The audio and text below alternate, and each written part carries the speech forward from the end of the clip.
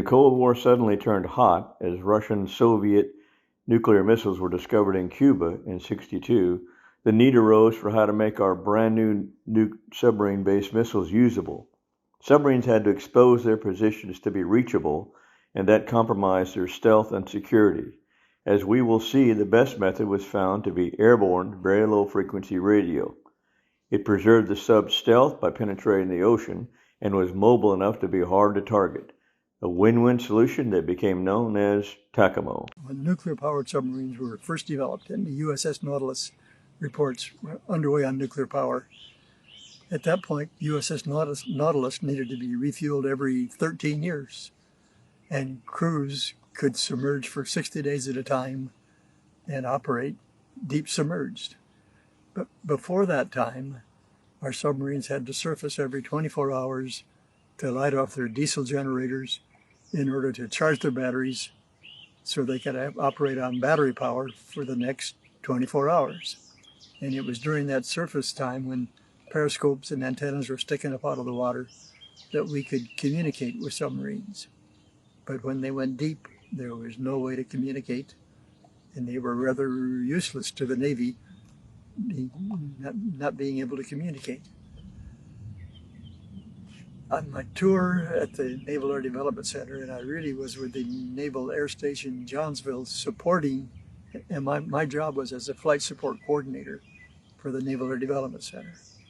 And the Chief of Naval Operations came to the Naval Air Development Center with the Navy's #1 priority project to develop a communication system to communicate with deep submerged submarine.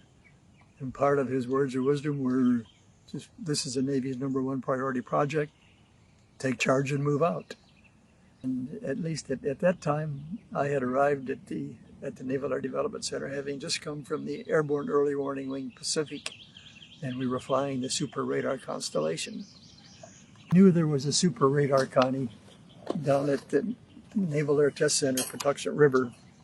Good photograph, but our Super Radar Constellation was kind of I can't say it was a beautiful bird. The Super Connie, without the radar antennas, really was. It was a graceful and aerodynamic, beautiful.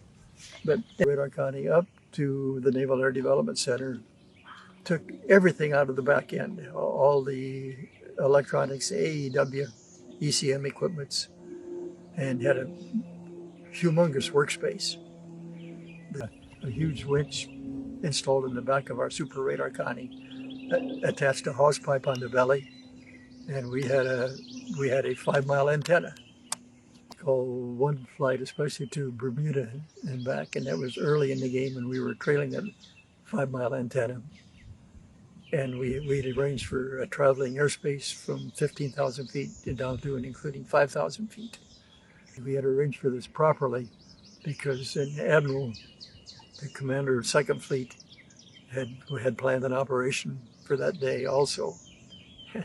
And because we were the Navy's #1 priority project, we did our thing, and the good admiral and 2nd Fleet had to stand by. Communications gear, the antenna equipment, got installed in a C-130. Squadrons were established, and then Barbers Point, Rhodes and Pax River, and now back at Tinker Air Force Base with the communications wing. From prototype in '63 in a Connie, the concept went operational in '64, well suited to being hosted on a Lockheed C-130 Hercules. And the airborne VLF continues today aboard a Boeing 707 variant since 1989. From the beginning, the Navy repeatedly chose Collins Radio of Richardson, Texas as the provider.